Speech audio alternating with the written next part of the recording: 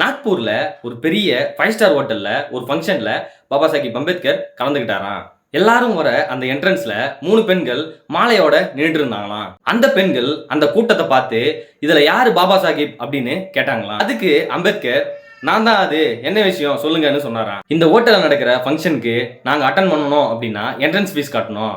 அந்த அளவுக்கு எங்களுக்கு வசதி இல்ல, அதனால தான் நாங்க வெளியவே நிக்கிறோம்னு அந்த பெண்கள் சொன்னாங்களாம். அப்போ மாலை வாங்குறதுக்கு எப்படி காசு வந்தது, எப்படி வாங்குனீங்க அப்படின்னு கேட்டாராம். நாங்க விறகு விற்கிறவங்க, இன்னைக்கு எக்ஸ்ட்ரா விறகுகளை வித்து அந்த காசுல தான் இந்த மாலை வாங்கணும் அப்படின்னு சொன்னாங்களாம். அதை கேட்ட அம்பேத்கருக்கு பயங்கரமா கண் கலங்கி ரொம்ப வருத்தப்பட்டு அழுதாராம். நான் சின்ன வயசுலயே என்னோட அம்மாவை இழந்துட்டேன், உங்களோட அன்புல என் அம்மாவை நான் திரும்ப பார்க்கறேன் அப்படின்னு சொல்லி அவங்களுக்கு ஒரு சத்தியம் செஞ்சாராம். உங்களோட குழந்தைங்களுக்கு கண்டிப்பா நான் ஒரு நல்ல ஃபியூச்சரை கொடுத்தே தீருவேன், சப்போஸ் அது என்னால முடியல அப்படின்னா நான் செத்தே போவேன் அப்படின்னு சொல்லி கண்ணீர் மல்க அவங்க கிட்ட சத்தியம் செஞ்சாராம்.